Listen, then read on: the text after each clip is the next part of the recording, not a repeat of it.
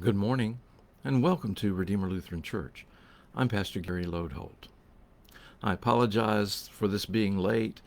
Facebook didn't start correctly when I recorded it earlier, so here's try number two. I have been more surprised than I ever imagined, and I should have learned my lesson a long time ago. I should have learned it when I led a Bible study that worked its way through Genesis, and I was deeply moved at the story and all that it meant about God and God's people. I should have learned it again when I was surprised by the depth and power of Exodus when I led a Bible study on that book.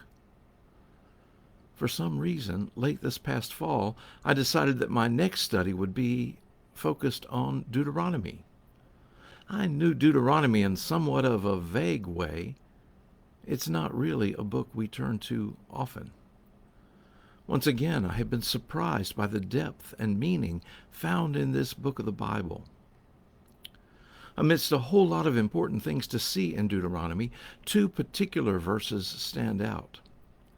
They even have a special name and are the very ground and foundation for Israel in understanding who they are and what they are to do. Jesus even quotes these verses when asked about the greatest commandment. Deuteronomy 6, 4 through 5 says, "Hear, O Israel, the Lord is our God, the Lord alone.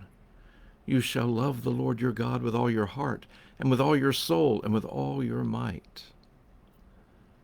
These verses are called the Shema, and again, they are the very heart of what it means to be the people of God. Jesus later adds the part about loving your neighbor as yourself, which is certainly within the spirit and heart of the Shema. As we wrap up this week of looking at important themes in the Old Testament using words that all start with the letter R, we are continuing to use the book by Walter Brueggemann entitled Reverberations of Faith to guide me as I guide you. Today our word is righteousness, and that points us back to the Shema. The first part of the Shema invites us to have only God as our God. It's so easy for us to give our allegiance to other gods. Most often, the other gods we bow down to is ourselves. We focus on and do what's good for us and for what we want. We tell God, "I'm not going to let you be God of my life right now. I'm going to be God of my life and decide what's good for me." Then, most often, the things we decide violate the second part of the Shema and what Jesus added about our neighbors. We greedily focus on ourselves and forget about our neighbors in need. When we begin to talk about how the Bible speaks about the word righteousness, we find that it means exactly the opposite of the way we've been acting. You see, when the Bible speaks about righteousness, it most often means living in a way that contributes to the well-being of the community. The righteous person is generous to the poor, eager to give help and care and compassion. The righteous person doesn't hoard for themselves or focus on themselves, but lives for the betterment of others, also known as their neighbors. In Brueggemann's terms, the righteous person is one who invests in the community, showing special attentiveness to the poor and needy. In fact, in the Bible, the people who are the opposite of the righteous are called the wicked. And I worry sometimes that that's the word that describes us. I worry that that's the word that all too often describes me. Once again, we come back to the word covenant.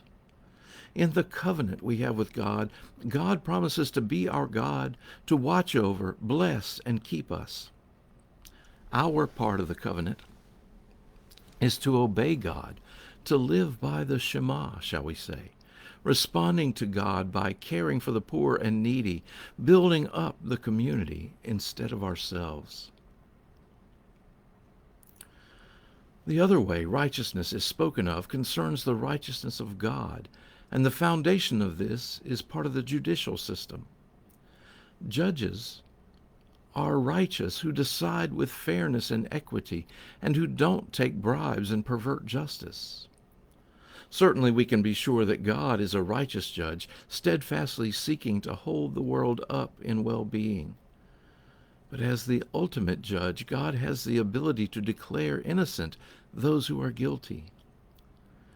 If you follow this idea on down, that God can declare innocent those who are guilty, you discover that the grace of God flows out of the righteousness of God.